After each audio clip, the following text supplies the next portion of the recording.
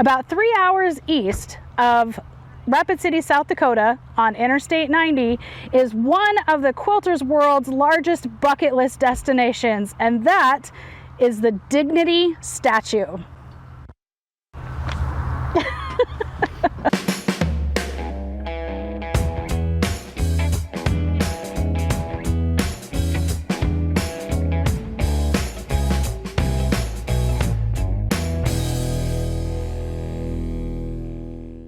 Most quilters have a bucket list. I know I do. I have a bucket list that seems like a mile long. But this last summer, when Mom and my husband and I traveled cross country, I was finally able to check off one very important item from that travel bucket list: dignity.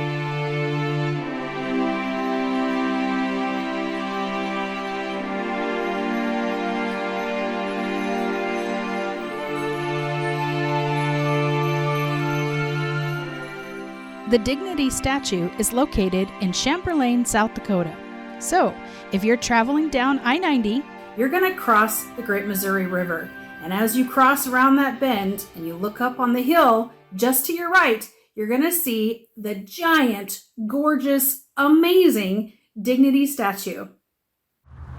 Dignity was actually originally designed and sculpted by Dale Lamphere, and amazingly, in order to get Dignity's face just right, because he really wanted to honor the Lakota and the Dakota Native Americans in this region, he actually used 3 different models. It was a Native American woman of the age of 14, one of the age of 29, and one of the age of 55.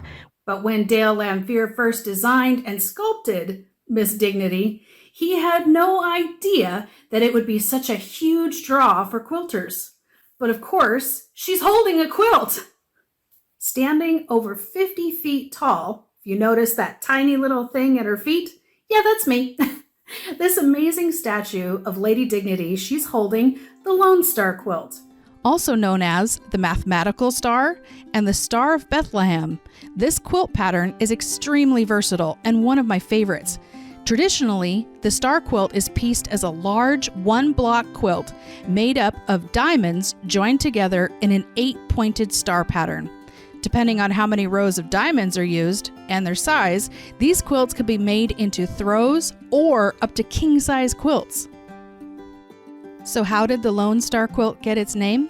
Well, according to one website I found, it goes back to an earliest known quilt that was made just before the fall of Alamo.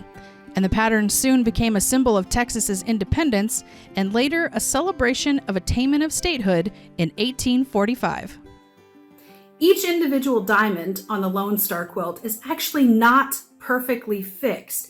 It is fixed in place, but it's not solid. If you look closely at it, you can see that the diamonds will actually move slightly as the wind passes through. And that was very smart on the sculptor's part, because with the amount of wind that comes through the valley there where the river bends, you can imagine there might be some problems if it's buttoned up against one solid piece of steel.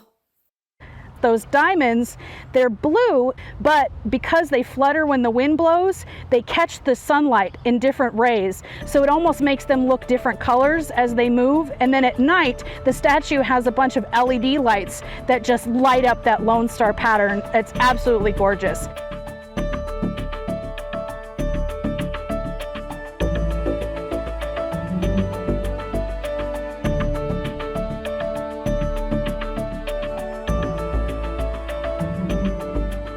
Why else should you visit Chamberlain, South Dakota? Well, for starters, there's a great quilt shop in town that was unfortunately closed by the time we passed through. It's simply called the Quilt Shop.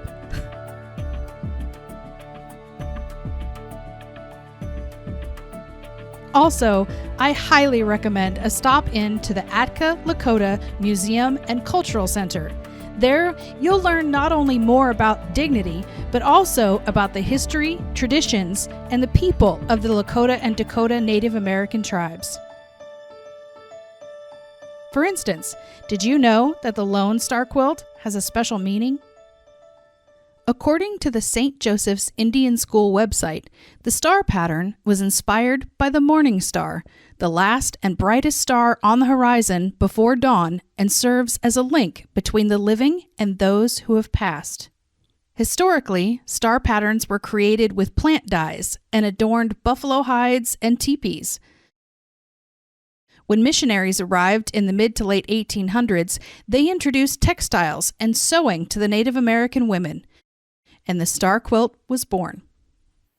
Another fun fact about the Dignity statue is it was actually a $1 million gift from, let me get this right, Norm and Unable Mackay, I think I pronounced that last name correctly, of Rapid City, South Dakota.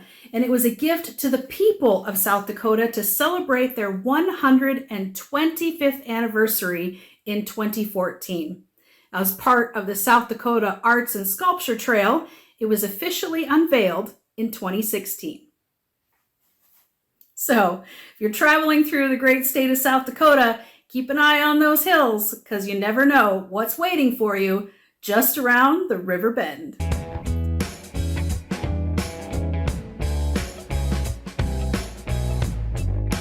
Thank you so much for watching this episode. If you enjoyed the video and would like to see more, hit that subscribe button and notification bell so you don't miss an episode. As always, my friend, happy quilting.